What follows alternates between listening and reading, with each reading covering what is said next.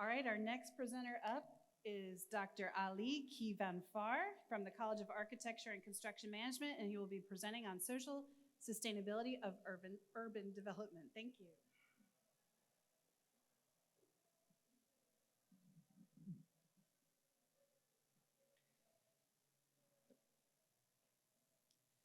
To know someone, you should find who are the inspiring friends.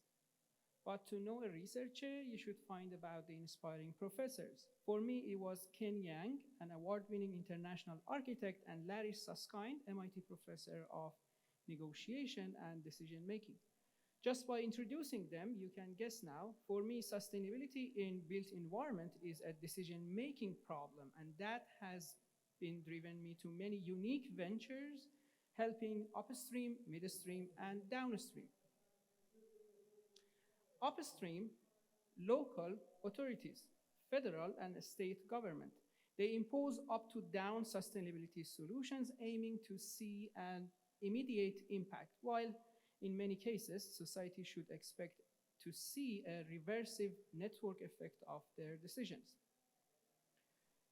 Then midstream, construction stakeholders.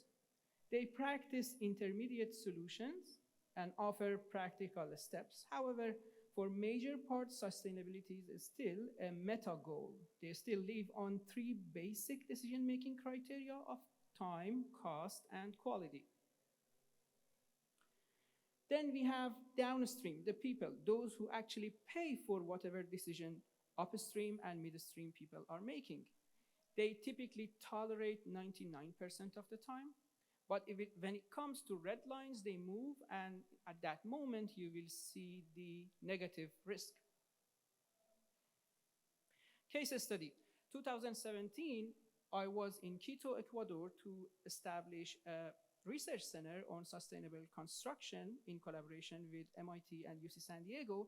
Being there and hearing about Metro Quito project, we decided to showcase what we could offer.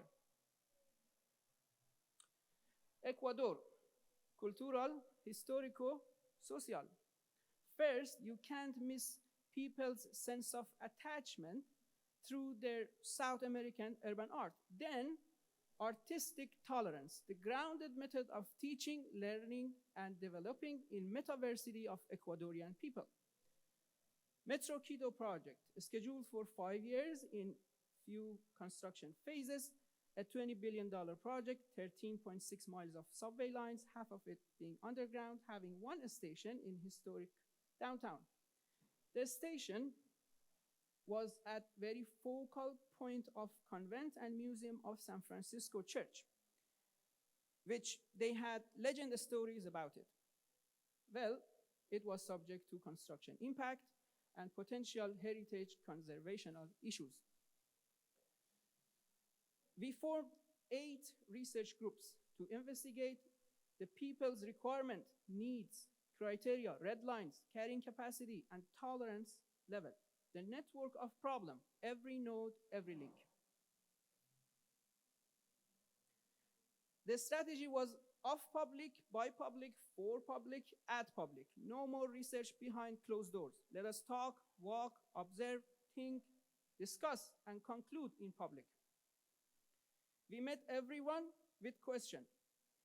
In specific with this question, why can a sanctuary of peace, tolerance, forgiveness, and transparency turn to point of complexity? What is wrong? What can you do? What can we do? We decided all the classic giving activities.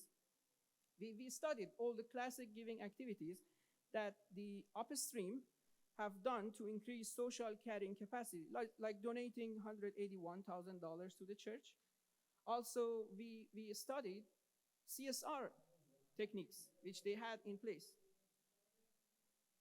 So finally, we came up with a package of solutions to address the most central node in the network of problem, most impacted node, and most triggering link in the network of risk. Then presented in a local expo to deliver the message to upstream, midstream, and downstream people.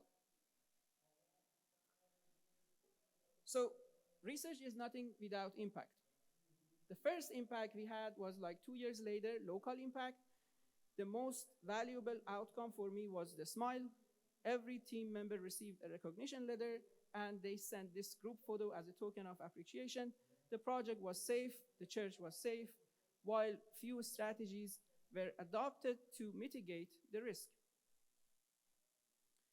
Industry recognition. Later, 2020, I worked with Sumit, my graduate student at KSU, to build an MVP called Construction Neighborhood Risk Management System, CNRM.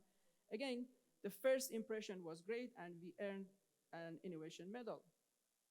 International impact. We published close to 50 articles in international journals, referenced in more than 1,000 studies with 100,000 readers, mainly from China, India, and United States. The nations are which having problem with UN SDG 11, sustainable cities and societies. Professional recognition.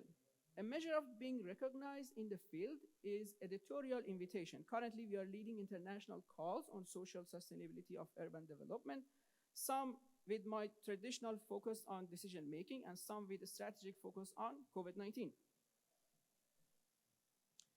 In action and future work, we are still working on CNRM to add crowdsourcing features to map the social equity assessment and social tolerance, social carrying capacity assessment. Then, if possible, we want to do it with the help of blockchain technology. The last slide. These billion-dollar projects are nothing if we can't pass this sustainable globe to the hand of our children. Let us research to share, to create, to generate benefits. Let us be the photo stand of good memories. Let us support research. Thank you. Thank you, Ali. That was wonderful, and I love the global focus, which is the first that we've seen tonight, although I know all of our research is global in one way or the other.